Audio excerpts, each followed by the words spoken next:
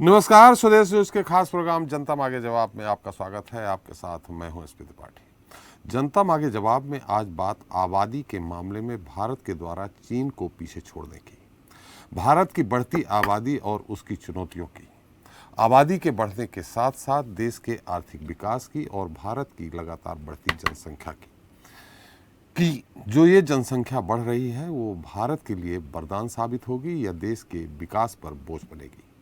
आबादी के मामले में भारत ने चीन को पीछे तो छोड़ दिया है, लेकिन बड़ा सवाल यही है कि क्या ये खुश होने वाली बात है। दरअसल भारत न केवल दुनिया की सबसे अधिक आबादी वाला देश बन गया है, बल्कि यूएन के आंकड़ों के अनुसार यहाँ दुनिया की सबसे युवा आबादी वाला देश भी बनकर उभरा है। चीन को पीछे छोड़ने के बाद आज भारत की आबादी 142 करोड़ 86 लाख पहुंच गई है। ये आंकड़ा अगले 75 सालों में दोगुना हो सकता है। यूएन की रिपोर्ट में यह भी कहा गया है कि भारत की कहानी काफ़ी पावरफुल है। इसने शिक्षा, सार्वजनिक स्वास्थ्य और स्वच्छता, आर्थिक विकास के साथ साथ तकनीक में प्रगति की है। लेकिन भारत को अपनी युवा शक्ति का फायदा उठाने के लिए नौकरियों और काम के अवसर बढ़ाने होंगे, महिलाओं को बराबर के मौके देने होंगे। आपको यहाँ यह भी बता दें कि भारत ने 1952 में पहली बार राष्ट्रीय स्तर पर फैमिली प्लानिंग प्रोग्राम की शुरुआत की। 70 के दशक में परिवार नियोजन के लिए हम दो हमारे दो जैसे स्लोगन भी दिए गए थे। भारत में जनसंख्या की रफ्तार पर लगाम तो लगी, लेकिन बहुत ज़्यादा नहीं। जबकि चीन में 1959 में पहली बार फैमिली प्लानिंग की शुरुआत की गई और चीन में 2022 में पहली बार आबादी बढ़ने के बजाय कम हो गई। हालांकि यूएन के मुताबिक बढ़ती जनसंख्या का मतलब विकास से लगाना चाहिए, सबसे ज़्यादा युवाओं वाले देश की असीमित संभावनाओं से लगाना चाहिए। लेकिन सवाल यही है कि क्या जनसंख्या बढ़ने से देश के विकास की रफ्तार तेज होगी? भारत की बढ़ती आबादी का नफा होगा या नुकसान होगा? देश की अर्थव्यवस्था के लिए बढ़ती आबादी के क्या मायने निकाले जाएं और क्या लगातार बढ़ती आबादी भारत की संभावनाओं के साथ साथ चुनौतियां भी लेकर आएगी? मौजूदा परिवेश में ये एक ज्वलंत सवाल है। जनता मांगे जवाब में इस मुद्दे पर बात करेंगे। आबाद हुआ भारत।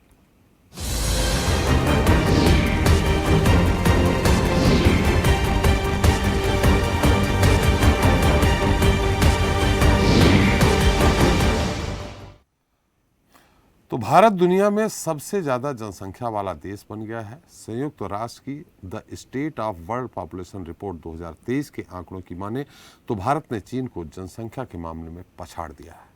इस रिपोर्ट के मुताबिक भारत की मौजूदा जनसंख्या 142 करोड़ 86 लाख पहुंच गई है। भारत न केवल दुनिया की सबसे अधिक आबादी वाला देश बन गया है, बल्कि यूएन के आंकड़ों के अनुसार यहाँ दुनिया की सबसे युवा आबादी भी रहती है। तो वहीं भारत की आधी आबादी 30 साल से कम लोगों की है, जिनकी औसत उम्र 28 वर्ष है, जबकि अमेरिका और चीन की औसत उम्र 38 वर्ष है। अब इस मामले पर विशेषज्ञों के मुताबिक आर्थिक विकास के मामले में भारत की युवा आबादी अहम रोल अदा कर सकती है, क्योंकि यहाँ की 2/3 से अधिक आबादी काम करने वाले की उम्र 15 वर्ष से 64 वर्ष के बीच की है। ऐसे में भारत के पास वस्तुओं व सेवाओं के उत्पादन और उपभोग को बढ़ाने की ज़्यादा संभावनाएं हैं। यह देश अपनी युवा आबादी के बूते इनोवेशन को बढ़ावा देने और तकनीकी बदलावों के मामले में खुद को अव्वल साबित कर सकता है। लेकिन यह स्थिति तभी संभव है जब भारत अपनी एक बड़ी आबादी को रोजगार उपलब्ध कराने में सफल रहेगा। तो वहीं दूसरी ओर जो देश की अर्थव्यवस्था को 2025-26 तक $5 ट्रिलियन और 2030 तक $7 ट्रिलियन की कही जा रही है, क्या देश की बढ़ती आबादी सरकार के इस लक्ष्य को हासिल करने की राह का रोड़ा भी बनेगी? देश की आबादी के बढ़ने से अर्थव्यवस्था पर प्रतिकूल असर पड़ सकता है। पहले से ही भारत में गरीबी, भूख और कुपोषण जैसी समस्याओं को दूर करने के लिए गंभीर प्रयास किए जाने की जरूरत है। तो वहीं अब बढ़ती आबादी के साथ लोगों को बेहतर स्वास्थ्य व्यवस्था, बेहतर शिक्षा, बेहतर इंफ्रास्ट्रक्चर और शहरों व गांवों को अधिक सुविधाजनक बनाना सरकार के लिए एक बड़ी चुनौती होगी। ऐसे में कुल मिलाकर देखा जाए तो चीन को आबादी के मामले में पीछे छोड़ना जहां एक ओर हमारे लिए संभावनाओं के द्वार खोल रहा है, वहीं दूसरी ओर यह एक चुनौतीपूर्ण स्थिति भी है। ऐसे तो बढ़ती आबादी का मतलब है और बड़ा बाजार। इससे अर्थव्यवस्था को फायदा हो सकता है, लेकिन अगर हमने बढ़ती जनसंख्या से जुड़ी चुनौतियों की अनदेखी की तो हालत बुरी तरह से भी बिगड़ सकते हैं। अगर सरकारी और सामाजिक स्तर पर हमने बढ़ती आबादी की चुनौतियों से निपटने के लिए ठोस प्रयास नहीं किए तो भविष्य में उसके गंभीर परिणाम भी हो सकते हैं। यह जरूरी है कि विश्व की सबसे अधिक आबादी वाले देश के रूप में हम अपनी युवा आबादी को बेहतर मानव संसाधन में तब्दील करें, जिससे इस युवा आबादी को हम अपनी कमजोरी की जगह ताकत बनाकर उभार सकें, मजबूत करने में इस्तेमाल कर सकें। अब लगातार बढ़ती आबादी के साथ ही देश के सामने कई समस्याएं मुहवाए खड़ी हैं। इन्हीं विषयों पर बात चर्चा करेंगे जनता मांगे जवाब में आबाद हुआ भारत। तो चलिए इस पर चर्चा करते हैं, जिसके लिए हमारे साथ बीजेपी नेता गुलेश शेख जी जल्दी ही जुड़ेंगे, कांग्रेस नेता संदीप त्रिपाठी जुड़ेंगे, आम आदमी पार्टी के प्रवक्ता सैयद मोहम्मद तकी जी जुड़ेंगे, अर्थशास्त्री हमारे साथ तपेश चंद गुप्ता जी जुड़ चुके हैं और स्वदेश न्यूज के मैनेजिंग एडिटर। आप सभी का हमारे इस खास कार्यक्रम में बहुत बहुत स्वागत है। तपेश जी, मेरी आवाज आ रही है आपको? तपेश जी, मेरी आवाज आ रही है आपको? आ रही सर, आ रही जी। तपेश जी, जो भी है, जैसा कि कई तरह की बातें हो रही हैं, कुछ मन में भी उलझन हो रही है कि एक तरफ हम नारा दे रहे हैं कि हम दो हमारे दो, फैमिली प्लानिंग के लिए बढ़ावा दिया जा रहा है, लेकिन उसके बाद आबादी आज हम देश में नंबर 1 हो गए। लेकिन इसके सकारात्मक परिणाम भी लाए जा रहे हैं कि हम युवा होगा, जिस तरह से चीन ने प्रगति की है उसी तरह से अब हम भी प्रगति करेंगे। लेकिन कहीं ना कहीं देखिए, अगर जनसंख्या बढ़ रही है लगातार, तो हमारे पास सीमित संसाधन है, सीमित खेती है, सीमित रोजगार है। अब इसके लिए रोजगार ज़्यादा से ज़्यादा बढ़ाने पड़ेंगे। कैसे बढ़ेंगे? अभी से बेरोजगारी की विकट स्थिति है। कुल मिला के इसका आर्थिक पहलू क्या है? सबसे पहली बात तो ये खुश होने लायक बात बिल्कुल नहीं जी। ये बेहद गंभीर मामला है और सबसे ज्यादा युवा वर्ग यही है जी। यानी भविष्य में भी जनसंख्या का वृद्धि दर ज्यादा होगा जी। यहाँ बच्चे ज्यादा नहीं है और बुजुर्ग नहीं है। यहाँ पे मतलब युवा होने का मतलब यह है यहाँ के प्रजनन क्षमता में वृद्धि रहेगी। जी। यह घातक संदेश है। जी। आप युवा की बात करते हैं तो युवा का ये देखिए कि कितने युवक जो है आपके स्किल्ड हैं, जो आपको परफॉर्म करके देंगे। जी। कितने युवक जो हैं आपके मोबाइल में नशा में डूबे हुए हैं और कितने गलत तरीके के व्यापार व्यवसाय में जुड़े हुए हैं। इनका रेशियो एनालिसिस करके देखिए। मुझे यह परिणाम बहुत चौंकाने और घातक लग रहा है कि लोग बात कह रहे हैं कि हमारे युवा हैं तो हम आगे निकल जाएंगे। आप पहले युवा का स्तर देखिए। जी। मैं सभी युवकों के बारे में बात नहीं कर रहा हूं, उन युवकों के बारे में बात कर रहा हूं जो मुट्ठी भर हैं पर पूरे देश को हिला के रख देते हैं। अनुशासन कानून व्यवस्था को तोड़ने वाले ये मुट्ठी भर लोग पर्याप्त है। ऐसी दशा में सबसे पहला कदम तो आपको जनसंख्या पे नियंत्रण की बात करनी चाहिए। जब तक जनसंख्या में नियंत्रण नहीं होगा, आपके शिक्षा की व्यवस्था पर्याप्त नहीं हो पाएगी, चिकित्सा व्यवस्था पर्याप्त नहीं हो पाएगी। आप रोजमर्रे के जीवन के लिए ही संघर्ष करते रह जाएंगे और आप विकास की ओर आगे बढ़ नहीं पाएंगे। हमारे पास दो प्रकार के मापदंड बन गए हैं। एक तरफ जो है, एक व्यक्ति जो है बच्चा पैदा करता है, सरकार उसके खाते में पैसा जमा कर देती है। बच्चों को पढ़ाना भी मुफ्त होता है, शादी विवाह कर देते हैं, उसमें भी सरकार का योगदान हो जाता है। और एक व्यक्ति जो नौकरी पेशे पे रहता है, ईमानदारी से कमाता है, ईमानदारी से इनकम टैक्स देता है और क्या 4 पैसा खर्च करता है, उसपे भी वो टैक्स देता है। और तो और बीच रास्ते में कहीं पे वो एक गाड़ी जब्त करा देता है, उसे पेनाल्टी और ये सब चीजें देता है, टोल टैक्स भी देता है। उसकी माली हालत जो है एकदम खस्ता हो चुकी होती है। ऐसे परिस्थिति में एक वर्ग पर आप बहुत ज्यादा बोझ डाल रहे हैं और जो जनसंख्या से भरपूर है समूह, उसको आप कर से बचा के चल रहे हैं। ऐसे में आपकी अर्थव्यवस्था कैसे विकसित करेगी? आप पूंजी कहां संचित कर पाएंगे? उद्योगपति पैसा कहां से लाएगा? किस प्रकार से विनियोग करेगा? शिक्षा का स्तर धीरे धीरे नीचे चले आ रहा है, कोई गुणवत्ता दिख नहीं रही कहीं पे। एक ये अंधकार का पहलू है। अगर युवा शक्ति आपके पास है, उनमें राष्ट्रीय भावना है और यदि अगर उनमें समर्पण है तो वह विकास की ओर आगे बढ़ जाएगा। जी भर लोग भी रहते हैं। जापान का उदाहरण दीजिए, उसकी जनसंख्या कितनी कम थी और आज कहां कहां पहुंच रहे वो। ये स्थिति अगर हमारे राष्ट्रीय चिंतन को अगर सुधारा जाए, हम अपने राजनीतिक दृष्टिकोण में परिवर्तन लाए। एक व्यक्ति काम कर रहा है, एक व्यक्ति मास्टर है, एक व्यक्ति इंजीनियर है, हम उसको कहते हैं वो फलाने पार्टी का समर्थक है, वो फलाने पार्टी का विरोधी है। हमने राजनीतिक चश्मा इस तरीके से पहन के रखा है, हर चीज को हम उसी पैरामीटर में रख के चल रहे हैं। ऐसी स्थिति में आप विकास की बात कैसे करते हैं? युवा तो बटा हुआ है जी। आपके जातिगत आधार पे बटा हुआ है, आपके अमीरी गरीबी की रेखा में बटा हुआ है, उसके बाद महिला और पुरुष की रेखा में बटा हुआ है।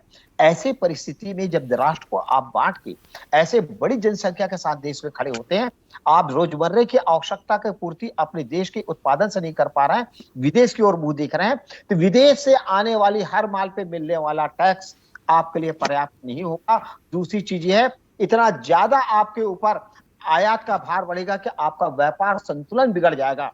अर्थव्यवस्था के लिए बहुत चिंता की बात है। आपकी उत्पादन क्षमता उतनी नहीं बढ़ रही है जितनी उपभोग की क्षमता बढ़ रही है। जी, ऐसी स्थिति में हमें जनसंख्या पर नियंत्रण की नीति तत्काल लागू किए जाने की आवश्यकता है। नहीं कि ये युवा ज्यादा है, मतलब जनसंख्या में वृद्धि की ज्यादा संभावना दिख रही है। ऐसे परिस्थिति में आपको एक ही मूल मंत्र मिलता है, पहले आप जनसंख्या के लिए कोई एक आदर्श मापदंड निश्चित करें और उसके आधार पर विकास के क्रम को जारी रखें। अन्यथा विकास की बात या ये कहना कि आगे आके आप चीजों को सुधार लेगा, थोड़ा कठिन काम होगा। जी, नहीं कह जी, जी, बिल्कुल। श्रीवास्तव जी, आपसे भी जानना चाहेंगे, एक तरफ जैसे कहा जा रहा है कि चीन ने जिस युवा आबादी के ताकत के साथ है आर्थिक उसमें उड़ान भरी थी, वो अब हम भरने वाले हैं। देखिए त्रिपाठी जी, जहाँ तक बढ़ती हुई आबादी का सवाल है और युवा आबादी जो बड़ी है, 25 करोड़ युवा आबादी हमारे यहाँ पर है आबादी, तो इस ऐसी स्थिति में आप देखिए, बिल्कुल नौजवान तो बहुत सारे किसी भी देश की तस्वीर बदल सकते हैं। जहाँ तक चाइना का सवाल है, चीन का सवाल है, आप ये मानिए कि वहाँ के युवाओं को एक जो है टेक्निकली उनको मजबूत किया गया और देश के विकास में लगाया गया। क्या भारत सरकार इस दिशा में सोच रही है? क्या हमारे पास उतने स्किल्ड लोग ला रहे हैं, या जो कौशल विकास योजना और तमाम चीज़ों में जो कुशलता आनी चाहिए युवाओं में वो यह है? देखिए, इतनी बड़ी आबादी है, दुनिया इसको बहुत बड़ा बाज़ार मानती है भारत को, और इस बाज़ार में को देख के खुश भी होगी कि जहाँ पर इतनी आबादी होगी तो चीज़ों की खपत भी वहाँ पर ज़्यादा होगी। अभी तपेश जी ने कहा कि अगर आयात ज़्यादा होगा तो संतुलन, बाज़ार का संतुलन बिगड़ जाएगा। बिल्कुल सही कहा उन्होंने। दूसरी सबसे बड़ी बात है कि आपके यहाँ उत्पादन किन चीज़ों का क्या है। इतनी बड़ी आबादी में आप जो है एक काम तो अच्छा कर रहे हैं कि 5 किलो राशन दे के लोगों को खिलाने का काम कर रहे हैं, बिल्कुल सही बात है। नीचे भुखमरी न हो, देश में लोगों सबको समान रूप से मिलना चाहिए, अनाज और तमाम चीज़ें मिलनी चाहिए। लेकिन दूसरी तरफ है, अगर आबादी बढ़ेगी, अगर इसको रोका नहीं तो पर यूनिट अगर 5 किलो अनाज देते हैं तो जिस घर में आबादी ज़्यादा होगी तो अनाज ज़्यादा दे देंगे। तो मेरा ये कहना है कि इन सारी चीज़ों का पूरा जो है सरकार को इस दिशा में सोचने की ज़रूरत है। आबादी पर नियंत्रण होना चाहिए, बिल्कुल सही है, लेकिन जो वर्तमान में हमारे पास आबादी है जिसमें बहुत सारे युवा हैं और इनको किस तरह से स्किल करेंगे, सरकार की एक बड़े पैमाने पर प्लानिंग होनी चाहिए, तभी इसका फ़ायदा देश को मिल सकता है। अन्यथा देख रहे हैं आप कि लोग जो है, अगर बेरोजगारी बढ़ेगी, युवाओं को रोजगार नहीं मिलेगा तो समाज में कितनी तरह की विसंगतियां उत्पन्न होंगी, समाज में अपराध भी बढ़ेगा और भी सारी चीज़ें होंगी, और लोग जब खाली बैठे रहेंगे या मोबाइल तक सीमित रहेंगे और उनके पास कोई रोजगार नहीं होगा तो खाने की व्यवस्था कौन करेगा? और इसके लिए पूरी तैयारी करनी पड़ेगी। सरकार, हम खुश हो सकते हैं कि हमारा जो है, हमारी इकॉनमी जो है 5 ट्रिलियन हो जाएगी, 7 ट्रिलियन हो जाएगी, लेकिन इतनी अपनी जो है अर्थव्यवस्था को इतना बढ़ाने के लिए इनका जो है इतने बड़े मानव संसाधनों का उपयोग करने की ज़रूरत है। और शायद अगर ये नहीं हुआ और आबादी इसी तरह से बढ़ती रही तो आने वाले दिनों में कम से कम ये माना जा सकता है कि हमारे लिए बहुत एक अभिशाप बन सकती है और इसको रोकने की ज़रूरत है। और इससे फ़ायदा होने की, जहाँ तक फ़ायदे बहुत गिनाए जा सकते हैं, अगर उनका सही मूल्यांकन हो और सही ढंग से उनको रोज़गार मिले। मार्केट में अगर पैसा नहीं होगा तो परचेज कहाँ से होगा, बाज़ार बनेगा कहाँ से, इनको भी देखना होगा। इन सारी चीज़ों का जो है बड़ा लब्बो-लुआब ये है त्रिपाठी जी कि इस पर हमें बहुत ज़्यादा खुश होने की ज़रूरत है। हालांकि हम नंबर 1 हो गए हैं पूरी दुनिया में, और इस पर शायद बहुत सारे लोग जो है बड़ा खुश भी होंगे। बहुत सारे लोग ये भी कहते होंगे कि भाई हम जो है सबसे आगे हो गए, टॉप पे हैं, लेकिन इसका जो दुष्परिणाम है उसकी तरफ भी देखने की ज़रूरत है। और सरकार को तो इस समय और भी चौकस होने की ज़रूरत है इस आंकड़े के आने के बाद।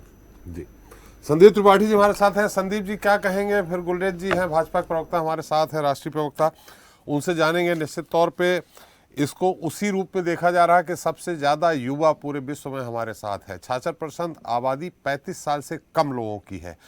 इसको किस रूप में लेते हैं आप, सकारात्मक या नकारात्मक? संदीप जी। चीज हो, हर एक चीज में पॉजिटिव और निगेटिव होता है। जी तो इसमें ये कह देना कि हम कैसे ले रहे हैं, तो वो तो आपके ऊपर है कैसे आप लेते हैं। जी और हम पॉजिटिव वे में एक तरीके से अभी जो, इसलिए कि इस समस्या का निदान तो है यही कि उसको आप पॉजिटिव वे में लीजिए। जो आपके पास चीजें हैं उसका उपयोग आप कैसे कर रहे हैं, किस तरीके से जो आपकी ये युवा आबादी है उसको आप व्हाट्सएप यूनिवर्सिटी पर सुबह टाइम जो है एक व्हाट्सएप मैसेज के माध्यम से गंदगी फैलाने के रूप में उसका इस्तेमाल कर रहे हैं, या टेक्निकल करके उनको जो है बाहर आप जॉब दिला रहे हैं। अपने यहाँ जो है जो मझोले उद्योग है, छोटे उद्योग हैं, वहां पर जॉब देने का काम कर रहे हैं। लेकिन सरकार, मुझे नहीं लगता है कि इस संबंध में कहीं पर भी जो है गंभीर है, क्योंकि जो छोटे उद्योग हैं, चाहे कोरोना के समय हो या जिस तरीके से इन्होंने कहा कि हम बहुत सारी, आपने आंकड़े कहते हैं कि हमने इतनी फैक्ट्रियां बंद करा दी, या ये इतनी बोगस फैक्ट्रियां थी जो बंद हो गई, तो कहीं ना कहीं जो है लोगों का रोजगार गया है, इसमें कोई जो है संशय नहीं है। तो जो चीज आपके पास है उसका उपयोग आप नहीं कर पा रहे हैं, तो कहीं ना कहीं आपकी अक्षमता है। दूसरी चीज, एक बात और हमें समझनी होगी जी कि सरकार कितनी गंभीर है इस बात से समझिए कि जनगणना जो है हर 10 साल पे होती है। जी ये अंग्रेजों के समय से था, और ये लगातार जो भी सरकारें रही हो, चाहे अटल जी की रही हो या कोई भी सरकार रही हो, जो भी सरकार जनता दल की रही हो, इस चीज का जो है लगातार हर सरकारों ने पालन किया। लेकिन ये सरकार आप देखिए 2 साल हो गए आज तक जनगणना नहीं करा रही। आप समझिए, जब तक आप मर्ज नहीं पकड़ेंगे, आपको जो है मर्ज की जानकारी नहीं होगी, जांच नहीं कराइएगा आप, और कहिएगा कि हमें रोग है या हमें जो है इलाज की आवश्यकता है, साहब जांच तो कराइए।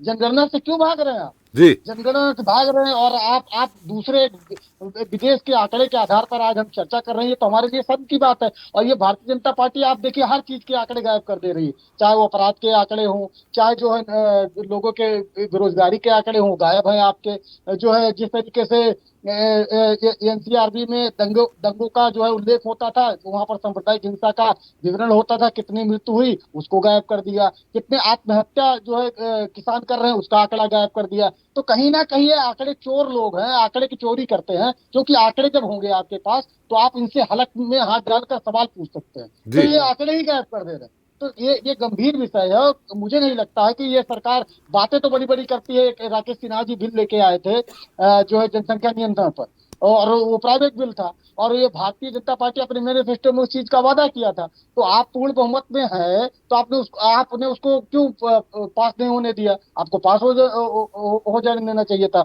और हमारे यहाँ उत्तर प्रदेश में जब चुनाव आया था तो बड़ा सर्वेक्षण वगैरह कराया था कि अब जो है जनसंख्या नियंत्रण के लिए हम सर्वेक्षण करा रहे हैं, उसका जो है लीगली आ भी गया जनता के बीच में, लेकिन क्या हुआ आज तक उसका कुछ पता नहीं है। तो ये गंभीर नहीं है, सिर्फ हाँ राजनीतिक उपयोग के लिए जनसंख्या की बात कर देते हैं, उसमें भी हिंदू मुस्लिम ये ढूंढ लेते हैं। तो कहीं ना कहीं मुझे नहीं लगता है कि सरकार इसके प्रति गंभीर है, क्योंकि जब ये 2 बच्चों की नीति आई थी, जब इंदिरा जी ने नसबंदी लेके आई थी, तो सर्वाधिक अगर विरोध किसी ने किया था तो इनके पितृ संगठन, अवैध पितृ संगठन आरएसएस ने किया, और बहुत सारे हिंदूवादी संगठनों ने किया था। तो कहीं ना कहीं ये गंभीर विषय है और इस बारे में हमें सोचना होगा। लेकिन उसके साथ साथ जो हो चुका है उसको हम बदल नहीं सकते हैं, जो हमारे पास है उसका पॉजिटिव वे में उपयोग होना चाहिए। जी बिल्कुल। गुलरेज साहब, आ रहा हूं मैं आपके पास, एक बार तकी साहब से भी पूछ लेते हैं। तकी साहब, मेरी आवाज आ रही है आपको? तकी साहब, मेरी आवाज आ रही? जी आ रही है आपकी आवाज। तकी साहब, आप किस रूप में लेते हैं इसको, पॉजिटिव नेगेटिव? देखिए 142 करोड़ जो आबादी है हमारे देश की, और हम चाइना से आगे निकल गए हैं। चाइना हमसे 29 लाख के आसपास पीछे है। जी तो ये जाहिर सी बात है, ये हर एक संभावनाएं हैं। 142 करोड़ संभावनाएं हैं, 142 करोड़ उम्मीदें हैं, 142 करोड़ लोगों के सपने हैं, ख्वाब है, उसका भारत है। और हमें इस चीज को अच्छे से इस्तेमाल करना चाहिए। अपने देश की पॉपुलेशन को सही ऊर्जा में सही जगह पे लगाना चाहिए, ताकि हम अपने देश के सबसे अच्छे डॉक्टर दे सके, सबसे अच्छे इंजीनियर दे सके, सबसे अच्छे पैरामेडिक दे सके, सबसे अच्छे नर्सेज दे सके, सबसे अच्छे टीचर दे सके। हमारे यहाँ बहुत सारी सबसे अच्छे एडवोकेट दे सके, लॉयर दे सके, और सारे हमारे देश से निकल के लोग पूरे विश्व में जाएं और वहाँ अपने कौशलता का परिचय दें और दुनिया को जो है वो दिखाएं कि भारत के लोग कितने टैलेंट, कितना अच्छा काम करते हैं। हमारे देश के अंदर अमेरिका की आबादी 37 करोड़ है, हम 142 करोड़ हैं, तो 4 अमेरिका के बराबर हमारे देश की आबादी है। तो हमारी संभावनाएं अमेरिका से 4 गुना ज्यादा होनी चाहिए। जापान की आबादी 10 करोड़ के आसपास है, हमारी आबादी 14 जापान हमारे अंदर है। ऑस्ट्रेलिया की आबादी 4 करोड़ के आसपास है। आप देखिए कितने ऑस्ट्रेलिया हमारे देश के अंदर है, 20-25 ऑस्ट्रेलिया देश के अंदर है। तो वो जब वो देश तरक्की कर गए, वो पैसा आगे बढ़ गया, तो हमारे देश को भी तरक्की करनी चाहिए। और हम एनर्जी रिच कंट्री है, हमारे यहाँ चारों तरफ समंदर है, हवाएं हैं, नदियां हैं, धूप आती है। इन सब चीजों को इस्तेमाल करना चाहिए और लोगों को समझाना चाहिए। दुर्भाग्यवश जो राजनीति का है, हम इस चीजों को सही से इस्तेमाल नहीं कर पा रहे हैं और अपनी इकोनॉमी को सेंट्रलाइज करते जा रहे हैं। डिसेंट्रलाइजेशन के बजाय कुछ लोगों को अमीर कर रहे हैं, बाकियों को गरीब कर रहे हैं, जिससे हमारे देश की इकोनॉमी पे निगेटिव असर पड़ रहा है। लेकिन हम अपने देश की क्षमताओं को सही से इस्तेमाल करें, हमारा देश के पास पूरी संभावनाएं सबसे आगे निकलने की, विश्व गुरु बनने की, सबसे अच्छा देश बनने की। लेकिन देश का आकलन फिर इस बात पे होना चाहिए कि हमारे देश के रुपए की वैल्यू क्या है, हमारे देश के अंदर जो है हम कितने लोगों को और लोन दे रहे हैं, क्या वर्ल्ड बैंक को लोन दे रहे हैं, वर्ल्ड बैंक से लोन ले रहे हैं, इन सब चीजों भी आकलन होना चाहिए जी। चलिए, और अगर हम लोगों को इस्तेमाल नहीं करेंगे सही से इनकी ऊर्जा को, या सही से ध्यान नहीं लगाएंगे, तो हमारे देश के अंदर अराजकता बढ़ेगी, हमारे देश के अंदर अपराध बढ़ेंगे, हमारे देश के अंदर युवा जो है वो सेटिस्फाई नहीं होंगे, तो उनका गुस्सा निकलेगा। तो ये समस्या भी लोगों के अंदर, हम लोग पूछ रहे हैं, लोग परेशान इस चीज को लेके कि आबादी जो बढ़ रही है उसको कैसे सही इस्तेमाल किया जाए। तो जो सत्ता में पार्टियां हैं, विपक्ष में पार्टियां हैं, जो राजनीतिक पार्टियां जो देश के माहौल को बनाती है, उनकी धंधों को बड़ी जिम्मेदारी है कि इस आबादी को, जो आबादी का बम है फूटा है, उसको हम कैसे सही से कंट्रोल करें, या उसको न्यूक्लियर बम बना के उसे एनर्जी बनाएं, या लोगों में विवाद पैदा करके उस पर एक दूसरे को लोग मार डालें, ऐसा देश बना दें। चलिए, तो आपकी सरकार केंद्र बन जाएगी तो जितना आपने गिनाया है सब पूरा उपयोग कर दीजिएगा आप। बिल्कुल करेंगे।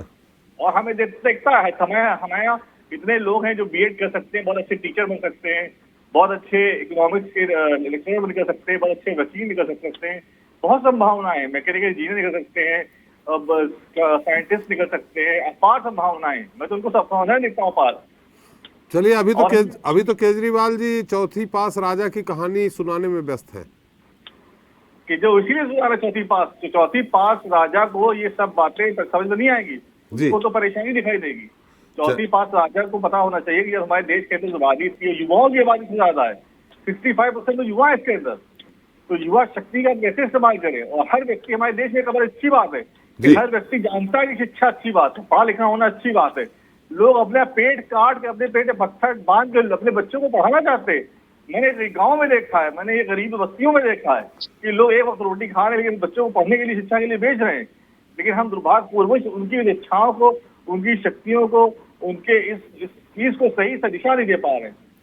चलिए, हमारे साथ जिस देश के अंदर इतना सूरज निकलता हो, जिस देश के अंदर चारों तरफ समंदर हो, इतनी हवाएं चलती हैं, इतनी नदियां हैं, उस देश को एनर्जी के लिए पेट्रोल डीजल बाहर से क्यों मंगाना पड़ता है? सबसे बड़ा सवाल तो ये है। हमें तो पूरी तरह से energy rich country, energy independent होना चाहिए अब तक के, तो दुर्भाग्यवश नहीं हो पाए हम। जी, चलिए गुलेर साहब, मेरी आवाज आ रही है आपको? बिल्कुल आ रही है सर। गुलेर साहब, ठीक है, पक्ष विपक्ष के आप उत्तर देंगे ही, लेकिन हमारे अर्थशास्त्री हमारे साथ तपेश चंद्र गुप्ता जी हैं, उन्होंने कहा, हमने उनसे कहा इसको पॉजिटिव ले, नेगेटिव ले, उन्होंने कहा बिल्कुल ये खतरे की घंटी है। जितने लोग हैं उन्हीं को अभी सुचारू रूप से न अर्थव्यवस्था के रूप में सुदृढ़ किया गया, न रोजगार दिया गया, रोजगार के साधन ज़्यादा से ज़्यादा बढ़ाएं। और सबसे बड़ी बात जो श्रीवास्तव जी ने कही कि जो मुफ्त बांटो योजना चल रही है, बांटिए, ठीक है, भुखमरी नहीं होनी चाहिए। इससे आबादी बढ़ती जाएगी और मुफ्त आप बांटते जाएंगे, और काम करने वाले 6% केवल हैं मध्यम वर्गीय परिवार, 6% केवल इतने में। हाँ, ये बड़ी अच्छी बात है कि 66% आबादी 35 वर्ष से कम उम्र वाली है। और ये बाकायदे तुलना की गई है, हर तरह से अर्थशास्त्रियों ने तुलना की है कि चीन ने इसी कारण आर्थिक तरक्की की है कि उस समय उनके पास युवाओं की शक्ति ज़्यादा थी, आज वही शक्ति हमारे पास है।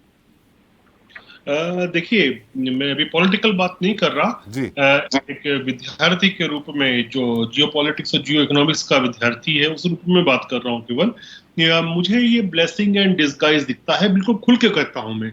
ये जो है पॉपुलेशन और इसमें एक युवा वर्ग काफी बड़ा है हमारे पास, तो ये ब्लेसिंग एंड डिसगाइज दोनों है। डिसगाइज इस प्रकार से कि यदि इसको हम सही दिशा नहीं दे पाते हैं, यदि इसको कंट्रोल नहीं कर पाते हैं, यदि इनको स्किल्स ढंग से नहीं दे पाते हैं, तो ये डिसगाइज बनती है। अन्यथा ये ब्लेसिंग है, और ब्लेसिंग इसलिए है क्योंकि आप ये देखिए अभी दुनिया में यदि बड़े देशों की बात करें, मैं छोटे देशों की बात नहीं कर रहा, बड़े देशों की बात करें तो जो डेमोग्राफिक डिविडेंड होता है वो केवल लेने की स्थिति परिस्थिति में हिंदुस्तान है। बाकी वेस्टर्न यूरोप बुरी तरह से एज हो रहा है, ईस्टर्न यूरोप जो है वो उससे भी ज्यादा रैपिडली एजिंग सोसाइटी है। चाइना का तो मैं ये मानता हूं कि चाइना आज के समय में जो है वो विश्व की सबसे तेज ऐतिहासिक रूप से वृद्ध होती जनसंख्या है, क्योंकि उन्होंने जो वो एक बच्चे की नीति अपनाई थी उसके बाद ये हुआ क्या वो पॉपुलेशन बढ़ेगी नहीं, और क्यों नहीं बढ़ेगी उसका कारण भी है। आप कानून बना के बच्चे पैदा करना रोक सकते हो लेकिन बच्चे पैदा नहीं करवा सकते लोगों से, तो वहां पर स्थितियां जो है वो गंभीर है। और भारत के साथ एक अच्छा पार्ट ये है कि हमारे यहाँ जो है इतनी तेजी से जो शहरीकरण होता है वो नहीं हुआ, क्योंकि आप जब भी शहरीकरण की तरफ ग्रामीण अंचल से बढ़ते हैं तो बच्चों की संख्या कम होना शुरू होती है, जो कि चीन ने एकदम किया, उसके परिणाम आ रहे हैं। भारत में शहरीकरण हुआ है लेकिन उस जिसको कहते हैं ना इनऑर्गेनिक रफ्तार से वो नहीं हुआ है, तो ये एक पॉपुलेशन डिविडेंड हमको मिल रहा है। आप देखिए ना कि ईस्ट एशिया हालत खराब है, जापान बहुत खराब है, चीन 10 साल में आईसीयू में पहुंच जाएगा। रशिया के बारे में तो मैं कहता रहा हूं कि आखिरी जंग है उनकी, क्योंकि उसके बाद उनके पास लोग नहीं रहेंगे, जवान लोग जो लड़ पाए। तो भारत एक चमकता हुआ सितारा है और मोदी जी के नेतृत्व में उसको सही दिशा में ले जा रहे हैं। जैसा कि हमारे अभी तकी साहब कह रहे थे आम आदमी पार्टी के कि हमारे यहाँ समुद्र हैं, बहुत अच्छी हमारी समुद्र रेखा है, यदि आप देखिए नदियां हैं, सब हिमालय है, सब कुछ है हमारे पास, हम क्यों अभी तक पेट्रोल पे को आयात करते हैं? वैसा बहुत कुछ हुआ है और इन्हीं पिछले 8 सालों में हुआ है। ये बात मैं नहीं कह रहा, आज ही थोड़ी देर पहले ट्वीट किया है इयन ब्रेनर ने, जो थोड़ा जियो पॉलिटिक्स और जियो इकोनॉमिक्स पढ़ते हैं वो इयन ब्रेनर को जरूर समझते होंगे। उन्होंने ये दिखाया है किस प्रकार से हिंदुस्तान ने 14,000 एकड़ में दुनिया का सबसे बड़ा सोलर फार्म बनाया। जहां तक विंड फार्म्स की बात है, भारत उसके लिए बहुत अच्छी जगह नहीं है। विंड फार्म्स के लिए जैसे इंग्लैंड जैसी जगह होती है जहां कंटिन्यू हवाएं चलती वो है, लेकिन हमने सोलर में डेफिनेटली काम किया है। और मोदी जी जो कॉन्सेप्ट लाए ना, वन अर्थ वन सन वाला और सनी कंट्रीज का, वो यही है कि हम कितना सौर ऊर्जा का उपयोग कर सकते हैं, उसमें हम लगातार आगे बढ़ रहे हैं। जहां तक पॉपुलेशन कंट्रोल की भी बात है ना भाई साहब, 2.2 होना चाहिए प्रजनन की दर, यदि आपको अपनी जनसंख्या को मेंटेन करके चलना है। तो अब आप ये देखिए कि भारत के अधिकांश प्रांत में आपको दिखा रहा हूं, नाम पढ़ रहा हूं, जम्मू कश्मीर 1.4% पे 1.4 पे खड़ा है। हिमाचल ये प्रदेश आंकड़े कहाँ के हैं सुरेश भाई? कौन सी सरकार के आंकड़े हैं ये? भाई साहब ये भाजपा सरकार? संदीप त्रिपाठी जी पूछ रहे हैं कांग्रेस से, गुलरेज जी। आंकड़े हैं, ये यूएन के आंकड़े हैं, बेवकूफ जैसी बातें मत करो यार। यूएन अच्छा, के बड़े बुद्धिमान आदमी भारत सरकार के आंकड़े क्यों नहीं है? चलो मैं नेशनल फैमिली देखो मैं बात कर रहा हूँ, चलो नहीं आती है तुमको, चलो मतलब मैं सवाल पूछ रहा हूँ तो देखो हो गया, जनगणना नहीं करा पा रहे हो, जनसंख्या की बात कर रहे हो। गुलरेज जी सीमित भाषा का उपयोग करें, सीमित भाषा का उपयोग करें। पास प्रॉब्लम ये है, सरकार तक के आंकड़े तक नहीं है तुम्हारे पास, यूएन के आंकड़े की बात कर रहे हो, विदेशी ट्वीट दिखा रहे हो, तुम्हारे पास देश का क्या है? मेरा देश करना सामने अभी बात कर रहे हो दुनिया भर की। ये कि मैं आंकड़े से बात कर रहा हूँ, चिल्लट कर रहा, मैं कैसे बात करूंगा? मैंने तुमसे शांति से पूछा ये आंकड़े किसके हैं? मैं नहीं कर सकता, पढ़ने लिखने वालों में से मैं नहीं कर सकता ऐसी डिबेट। हाँ पढ़ लिख रहे हो, पता चल रहा है। आप फिर बुलाइए उस तरह के चलिए दोनों लोगों से धैर्य रखने की बात कर रहा हूं मैं। चलिए गुलरेज जी अपने आंकड़े बताइए। संदीप जी पूछ रहे हैं ये आंकड़े कहाँ के हैं? संदीप जी पूछ रहे हैं ये आंकड़े कहाँ के हैं? नेशनल फैमिली हेल्थ सर्वे 2019-2020 के आंकड़े पढ़ रहा हूं। राजस्थान प्रांत 2 की प्रजनन दर पर है, जो कि बहुत अच्छा है। दिल्ली प्रांत की बात करें 1.6 पर है। मध्य प्रदेश 2.3 पर है, ठीक ठाक है, मतलब वो बुरा नहीं है, हो जाएगा वो भी ठीक। अब महाराष्ट्र 1.7 पर आ गया, तमिलनाडु 1.8 पे है। प्रॉब्लम कहाँ आ रही है? अब देखिए आप, बिहार 3 पे है, जो कि मैक्सिमम होना चाहिए 2.2, वहां पे 3 आ रहा है। झारखंड को आप देखिए तो 2.3 आ रहा है, उत्तर प्रदेश को देखिए तो 2.6 आ रहा है। तो ये जो कुछ पॉकेट्स है ना, वहां की प्रॉब्लम है। बाकी हिंदुस्तान का जो ऑलमोस्ट जो प्रजनन दर हेल्दी होना चाहिए वही पर खड़ा है, और यहाँ पर भी जैसे जैसे एजुकेशन बढ़ेगी वो अपने आप हो जाएगा। लेकिन गुलरेज साहब सीधी सीधी आपके 8 साल हो गए। तपेश चंद जी ने कहा है कि खतरे की घंटी है, जनसंख्या नियंत्रण बिल्कुल पूरी तरह से सख्ती से करना चाहिए। इन 8-9 सालों में जनसंख्या नियंत्रण के लिए आपने क्या किया? देखिए, बड़ा मेरा मानना है, अब सरकार जब कुछ लेकर आएगी पॉलिसी तो वो बात अलग है।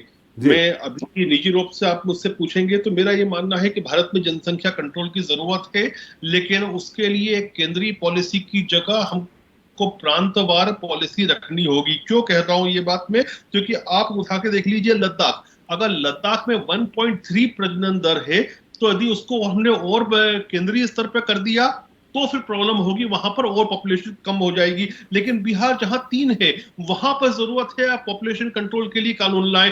उत्तर प्रदेश में आपको जरूरत है, आपको झारखंड में जरूरत है, हर जगह नहीं, स्टेट वाइज। देखिए, हिंदुस्तान जो है ना पूरे यूरोपियन यूनियन बराबर है, और एक देश बराबर है, तो हमको अलग आबादी बहुत तेज बढ़ रही है। क्या बोल रहे थे तकी साहब? मैं कह रहा हूँ नॉर्थ ईस्ट की जो स्टेट्स है उसके अंदर भी आबादी की ग्रोथ रेट बाकी स्टेट से काफी ज्यादा है। देखिए, मणिपुर एक अपवाद है, उसमें मणिपुर एक अपवाद है 2.5 के आसपास, लेकिन मणिपुर की आप पूरी जनसंख्या उठा के देखेंगे ना तो वो 20 लाख आती है, इसलिए इतने टेंशन नहीं। आ रहा हूँ संदीप जी, आप ही के पास आ रहा हूँ, गुलरेज जी की बात खत्म हो जाए। जी गुलरेज जी। अब जैसे आप मणिपुर को उठा के देखें तो वो 2.5 के आसपास खड़ा होता है, लेकिन 15-20 लाख की जनसंख्या वाला राज्य है, इसलिए उसका इतना ज्यादा लोड नहीं होता। लोड आता है बिहार से, लोड आता है उत्तर प्रदेश से, लोड आता है झारखंड से। जी, तो मुझे लगता है कि हमको पॉलिसीज डेवलप करना पड़ेगी स्टेट वाइज। चलिए, स्टेट वाइज तो करनी पड़ेगी, पर किया क्या 8-9 साल में? खैर संदीप जी। उत्तर प्रदेश ने तो काम बहुत कुछ शुरू कर दिया उसके ऊपर। जी संदीप जी। तो बहुत कुछ कर दिया है जी। गुर्रेज जी, आपके लगभग 20 राज्यों में सरकार है। पहले आपने केंद्रीय कानून की बात कही, आपकी सरकार ने मैनिफेस्टो में शामिल किया है। हो सकता है मैनिफेस्टो आपने ना पढ़ा हो, लेकिन आज आप जो बात कर रहे हैं एक मुस्लिम स्कॉलर की तरह बात कर रहे हैं, मुझे अच्छा लगा।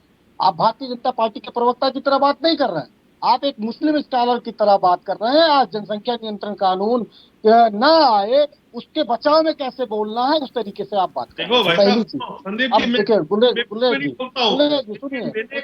जी, सुन लीजिए, मुस्लिम पहन का डिबेट नहीं किया है, ना राजनीति की है। सुन लीजिए सर, आप मुझ पर आक्षेप लगा रहे हो, बर्दाश्त नहीं कर सकता। मेरी राजनीति ठीक है, अपने टाइम पे जवाब दीजिएगा। सुनिए, हमसे परे राजनीति की है मैंने 20 साल। त्रिपाठी जी जी अब सुनिए गुलेज साहब, उनकी बात आ जाए फिर मैं आपको फिर आ रहा हूँ। जी ये इन्होंने, देखिए मैं आज तक ये कहता हूं कि पहली बार मुझसे पूछा गया तुम सुन्नी हो कि शिया हो, एक कांग्रेस के प्रवक्ता ने मुझसे पूछा, मुझसे कभी नहीं पूछा गया। आज मुझसे कोई कह रहा है पहली बार कि तुम मुस्लिम की तरह बात कर रहे हो, तो वो भी कांग्रेस ही कह रहा है। यही प्रॉब्लम है इन लोगों के साथ। जी चलिए, थोड़ा सा संदीप जी व्यक्तिगत मत जाइए, संदीप जी व्यक्तिगत मत जाइए, व्यक्तिगत मत जाइए। I am not a Muslim scholar. I don't consider myself a Muslim scholar. I consider myself as a scholar. जी चलिए संदीप जी, व्यक्तिगत मत जाइए। जो मैं व्यक्तिगत नहीं जा रहा हूँ, जो इन्होंने बातें की उस बातों का साथ पूरे जितने पैनल में लोग बैठे हैं बिल्कुल उनको समझ में आ रहा होगा कि इनके केंद्रीय नेतृत्व कुछ कहता है, इनकी आइडियोलॉजी कुछ कहती है, इनके मैनिफेस्टो कुछ कहते हैं, इनकी बातें कुछ कहती है। गुलरेज जी बातें कुछ दूसरी करते हैं। सर मेरा एक निवेदन जी, एक मिनट तपेश जी कुछ कहना चाह रहे हैं। जी तपेश जी। राष्ट्रीय नीति की हम बात कर रहे हैं, इसमें यदि अगर हम राजनीतिक पार्टी को लेके आधार लेके या सरकार को लेके बात न करें, क्योंकि जनसंख्या सरकार की आपके पक्ष की नहीं है, ये पूरे आपके और हमारे सबकी है। इस कारण हम राजनीति से ऊपर उठ के चर्चा करेंगे तो हम शायद सकारात्मक परिणाम में जा पाएंगे। और राजनीतिक चिपकीबाजी या राजनीतिक कटाक्ष अपन बात दूसरे प्लेटफॉर्म पे कर सकते हैं। सर ये बहुत गंभीर मुद्दा है, इसे हम सिर्फ जनसंख्या पर केंद्रित करें, मेरा ये निवेदन है। चलिए चले संदीप जी। देखिए सर अभी आपने बहुत महत्वपूर्ण बातें कही, लेकिन अभी हमारे गुलरेज जी ने जो बातें कही उसमें से बिहार की इन्होंने बात की, इन्होंने झारखंड की बात की, इन्होंने एक राज्य उत्तर प्रदेश की बात कर ली। हो सकता है योगी जी से इनके संबंध अच्छे ना हो, लेकिन ये अन्य राज्यों में ये दिक्कत फिर है, राजनीति लेकिन में वहाँ आ की रहे हैं बातें नहीं आप, की। फिर राजनीति में आ रहे हैं सुनिए, संदीप जी। नहीं नहीं सुन लीजिए, देखिए राजनीतिक पार्टी है तो राजनीति तो करेंगे, जी। इसमें कोई बुरा है क्या? जी। इसमें कोई बुराई है क्या? चलिए राजनीति करना चलिए बिल्कुल, राजनीतिक पार्टी है, राजनीतिक बातें करेंगे, जी। इसीलिए बैठे हैं। देखिए जिस तरीके से, मैं सिर्फ ये कह रहा हूँ कि आपने जनता से, आपने राजनीतिक माइलेज लेने के लिए बहुत सारी बातें की। उत्तर प्रदेश की आप बात कर रहे हैं तो उत्तर प्रदेश में आपने सर्वे तक की बात कर दी। आपने जो है ये हुआ कि जनता से पूछा जाएगा कि क्या होना नहीं होना चाहिए, क्या नहीं होना चाहिए, लेकिन आज वो फिर ठंडे बस्ते में चला गया। तो आप वोट लेने के लिए जिस तरीके से उसके नाम पर, जनसंख्या नियंत्रण के नाम पर भी ध्रुवीकरण करते हैं, कहीं ना कहीं वो चिंता का विषय है। अब आ जाते हैं मुद्दे की बात। आपने कहा कि हम 35% 35 साल से कम उम्र के बच्चे जो है, जिनकी एज है, वो उनकी 66% संख्या है 66% है। जी। तो ये बताइए, आपने कौशल विकास मिशन चलाया, क्या हुआ उसका? कहाँ चला गया? रूडी जी तो बिहार लौट के फिर से चले गए, और कौशल विकास मिशन जो चल रहा था वो गायब हो गया। तो आपकी नीति नहीं सर सही है ना। आप, यही तो मैं बार बार कह रहा हूँ कि आप करना नहीं चाहते, आप सिर्फ राजनीति करना चाहते हैं। जो अभी हमारे शास्त्री महोदय ने कहा, बिल्कुल हम इस पे गंभीर हैं, हमने पहले भी करके दिखाया है और आज भी हम उस पे कायम हैं। लेकिन भारतीय जनता पार्टी इस मुद्दे का भी राजनीतिक इस्तेमाल करती है और करना नहीं चाहती है। मैं ये कह रहा हूँ कि 35% आबादी है, आइए हम लोग मिलकर, वो ये बहुत सारी कौशल विकास मिशन चल रहा था, अच्छी योजना थी, उसका आप जो है अच्छे से इम्प्लीमेंट करते। जो आपने भ्रष्टाचार किया, लूट खसोट की, उसके बजाय उन सेंटरों को चलाते तो कहीं ना कहीं जो है ज्यादा से ज्यादा स्किल लोग निकलते। जो सऊदी और बहुत सारे देशों में जाते हैं लोग, वो स्किल होकर जाते, वो उनको सैलरी भी बढ़िया मिलती। लेकिन आपने क्या किया? आज खत्म हो गया। तो आप बातें मेक इन इंडिया, फलाना इंडिया, धमाका इंडिया करते तो हैं, लेकिन वो कहीं जमीन पर उतरता नहीं, वो गायब हो जाता है। जी। चिंता का विषय है। और एक चाइना की हम बात कर रहे थे, बिल्कुल चाइना की आबादी जो थी, उसने उसको पॉजिटिव वे में उसका उपयोग किया। आज एक बहुत छोटी छोटी टेक्निकल चीजें होती है, जो पढ़ा लिखा व्यक्ति नहीं होगा वो भी कर लेता है, उसको हम सिखा देंगे, वो करता। बिजाची बनाना हो या बहुत सारी चीजें हैं, वो बाइंडिंग हुई, मोटर की बाइंडिंग हुई, छोटी छोटी मोटर जो बनती है उनकी बाइंडिंग हुई, जो बैटरी बन रही है लिथियम की, ये बैटरियां हो गई, बहुत सारे उद्योग हैं और बहुत सारे उद्योग चल भी रहे हैं, जिनको बंद कराने का काम आपकी जीएसटी ने किया, पर्सिंग टैक्स ने किया। इस बात को अब नोटबंदी ने किया।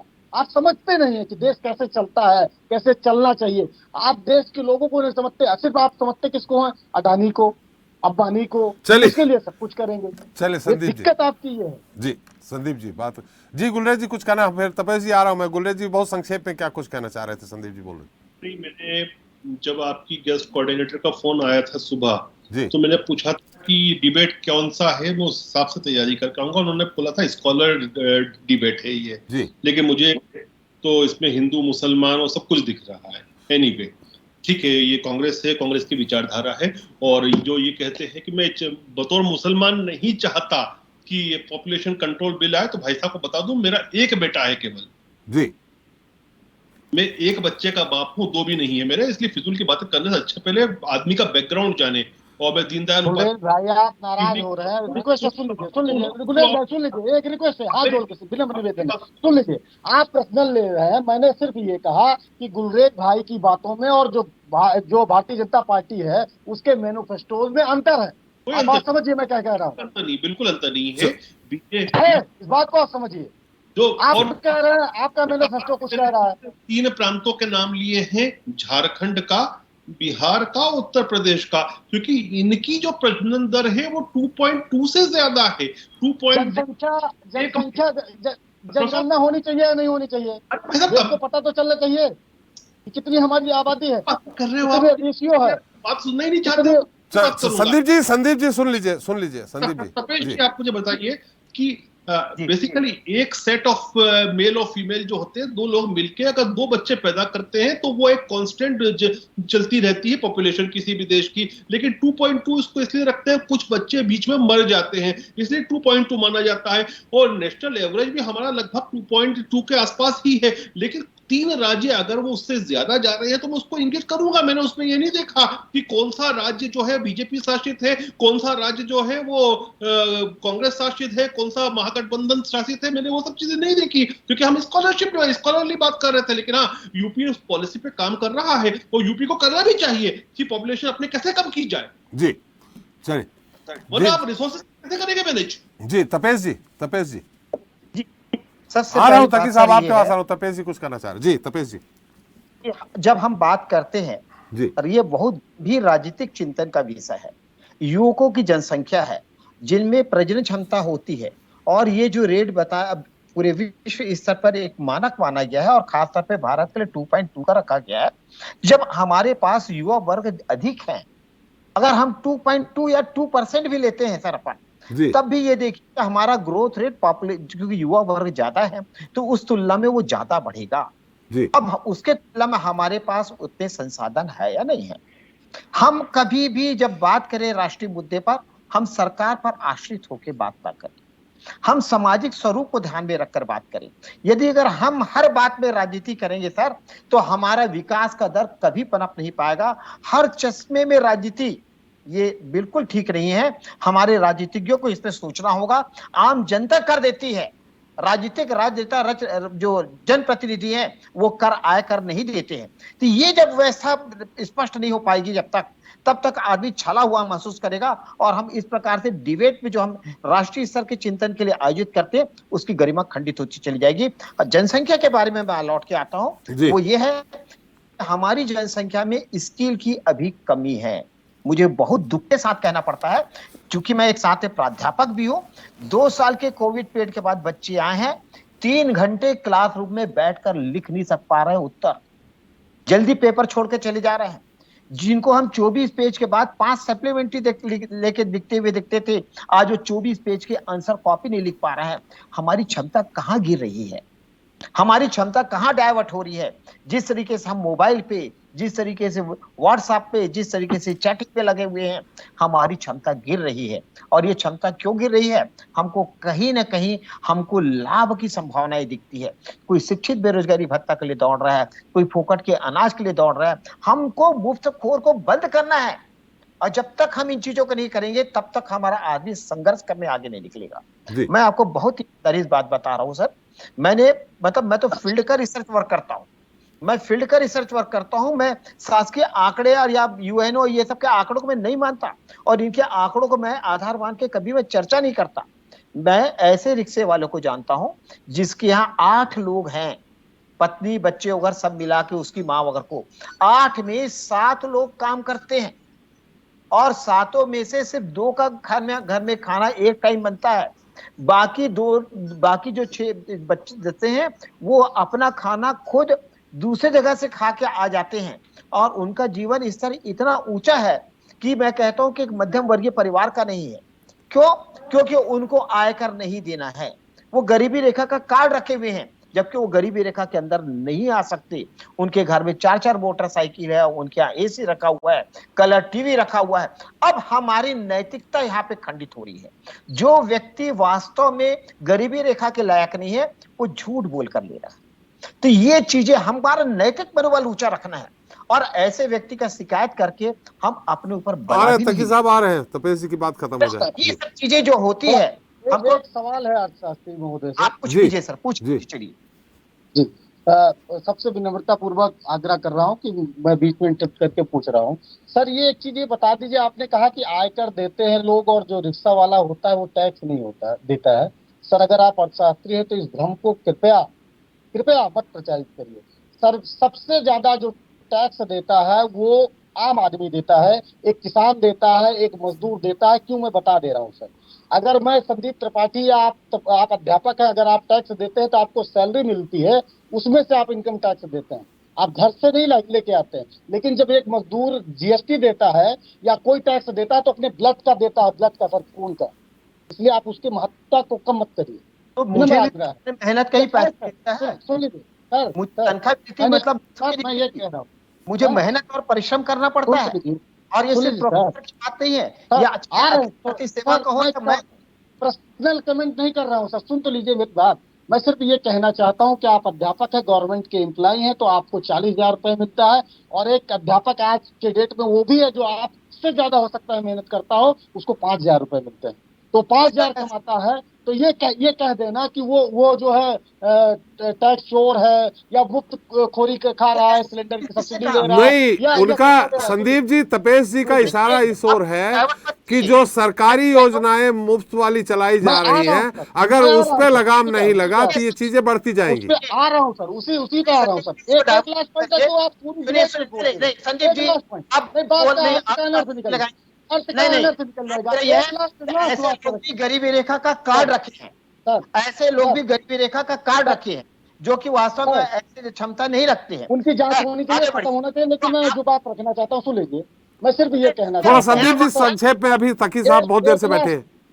हाँ हाँ, एक लास्ट पॉइंट पर संदीप रखिए। जी, हर मामले में आप बोल जाए और दूसरे नहीं को नहीं सर, मौका न दे नहीं प्लीज। आप पूरा बोलिए सर, एक लास्ट पॉइंट है, नहीं, उसके बाद समय आप पूरा समय की बोलिए। पाबंदी है इससे संदीप जी, डिबेट समय की डिबेट का पाबंदी मतलब है सर, सर लास्ट पॉइंट जी। देखिए सर, जो अभी मैंने बात कही, मैं पर्सनल किसी बात नहीं कर रहा हूँ। देखिए ये देश सब्सिडी से ही बना।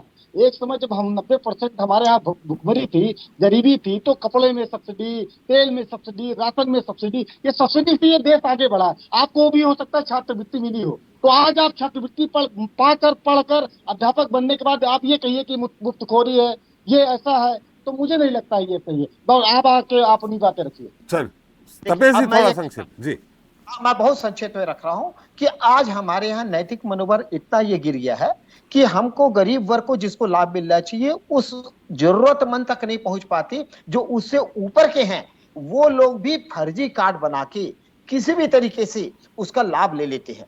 तो ये जो नैतिक मनोबल है इसको हमको कायम रखना पड़ेगा और जो लोग अनैतिक रूप से प्रवेश करते हैं उसको हमको संगठित होकर तोड़ना पड़ेगा। इसमें राजनीतिक दृष्टिकोण नहीं, पक्षपातपूर्ण नहीं, जो नियम में है उसके हिसाब से आ जाए। एक बार सच बता रहा हूं सर, मैंने बहुत करीब से देखा है, कई बार दिल में चुभता है कि जो जरूरतमंद है वो आवश्यकताओं से चूक जाता है और जो फर्जी तरीके से प्रवेश किए रहते हैं वो जी। लाभ लेके आगे निकल जाते हैं। चलिए। तो ये चीजें हमको नैतिक रूप से अपने आप को मनोबल को बनाना पड़ेगा। तो ये जनसंख्या सार्थक सिद्ध होगी यदि अगर हम लूट, छल कपट और ऐसे राजनीतिक द्वेष से कार्य करते रहेंगे। हमारे यहाँ अपराध पनप जाएगा, हम अपने लोगों को नियंत्रित नहीं कर पाएंगे और हम आप झगड़े में उलझे रहेंगे। तो मेरा निवेदन है, बढ़ती जनसंख्या को सकारात्मक देने के लिए हम सभी राजनीतिक दल, सभी सेवा वर्ग के सभी समूह के लोग संगठित होकर राष्ट्रीय भावना से कार्य करें ताकि राष्ट्र के विकास में युवाओं का योगदान बना रहे और हम विश्व गुरु या कहा जाए विश्व के प्रतिनिधित्व करने की क्षमता को हासिल कर। चलिए तपेश जी तकी साहब। देखिए, अभी लास्ट ईयर एक सर्वे आया था नेशनल रूरल हेल्थ का, जिसके अंदर रूरल पॉपुलेशन, अर्बन पॉपुलेशन के बारे में बात की गई। उसमें बहुत ही रोचक तथ्य सामने निकल के आए थे। पहला तक तो ये दिखाया गया था, जो कहा जाता है मुसलमानों की वजह से आबादी ज्यादा बढ़ रही है। देखा गया पिछले कुछ सालों में मुसलमानों की आबादी में सबसे ज्यादा गिरावट आई है उसकी घोर दर में। और ये कहाँ का सर्वे था तकी साहब? ये नेशनल हेल्थ रूरल सर्वे था, नेशनल हेल्थ का सर्वे था रूरल पॉपुलेशन और अर्बन पॉपुलेशन को लेके, लास्ट ईयर 2022 में आया था जी। उसमें कहा गया था कि जो दूसरी बात से निकला था कि हिंदू पॉपुलेशन जो है, मुसलमान पॉपुलेशन अभी, हालांकि अभी भी मुसलमान पॉपुलेशन की ग्रोथ दर ज्यादा है लेकिन 0.2% ही ज्यादा थी, जबकि मुसलमानों की और अल्पसंख्यकों की आबादी कम है बहुसंख्यक के कंट्रोल में। और ये भी तत्व आया था कि जो उसमें अल्पसंख्यकों में जो छोटे अल्पसंख्यक हैं, जो सिख समुदाय से हैं, बुद्धिस्ट समुदाय से, जैन समुदाय से लोग हैं, उसकी आबादी बढ़ने की दर काफी ज्यादा थी। दूसरी बात, जब उन्होंने इकोनॉमी सर्वे किया, इकोनॉमी में उन्होंने देखा जो लो इनकम ग्रुप के लोग थे, जो कम पढ़े लिखे थे, शिक्षित लोग थे, जो लो इनकम ग्रुप के लोग थे, उनके अंदर आबादी की बढ़ने की दर सबसे ज्यादा थी।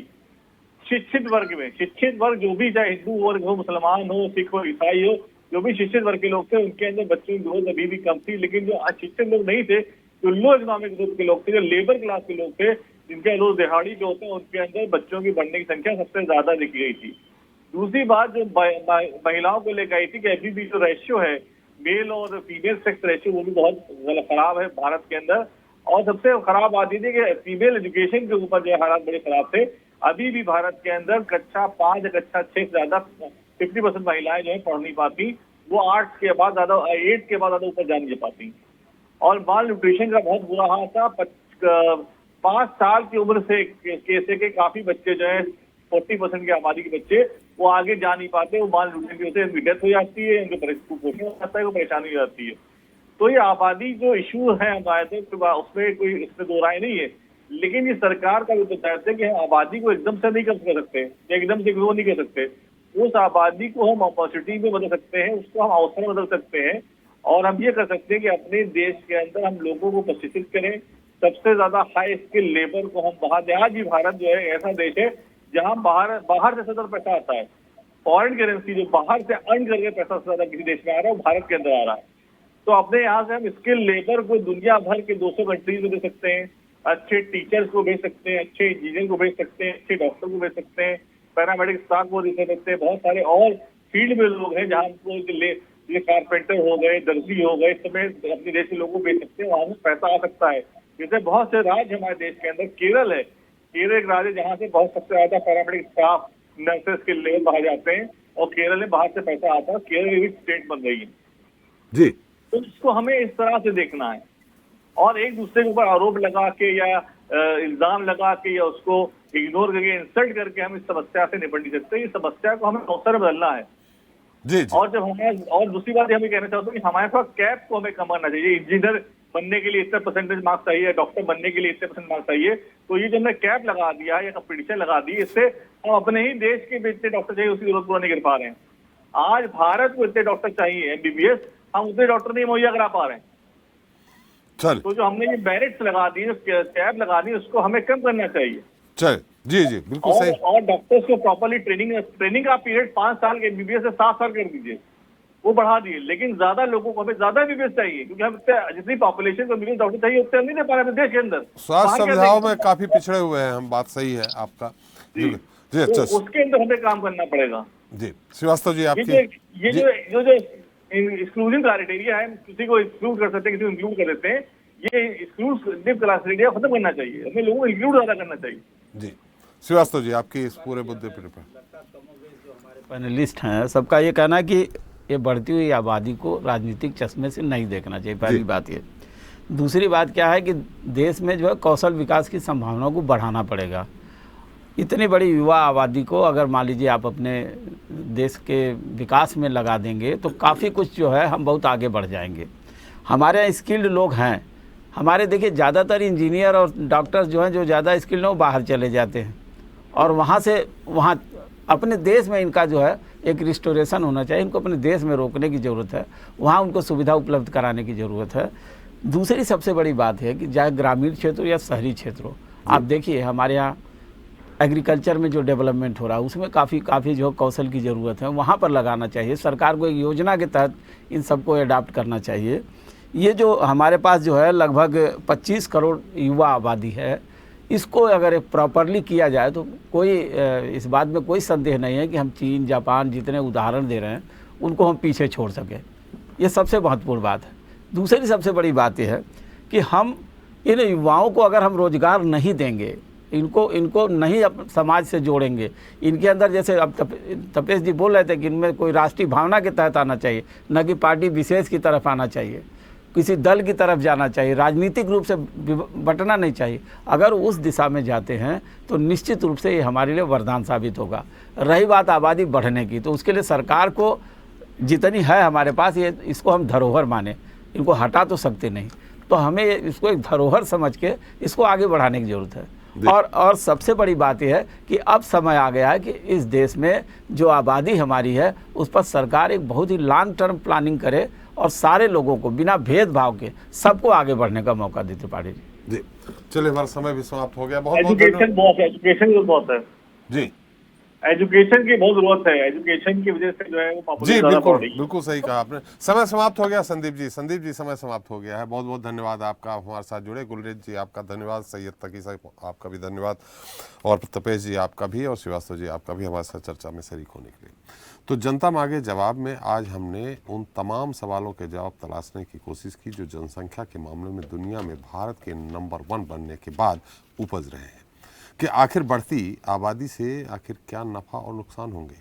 अब देखना ये होगा कि भारत की लगातार बढ़ती आबादी देश के लिए परेशानियों का सबब बनती है या विकास के मार्ग प्रशस्त करती है, और जो चुनौतियां देश के सामने हैं उनसे कैसे निपटा जाएगा। जनता मांगे जवाब में था ही। नमस्कार।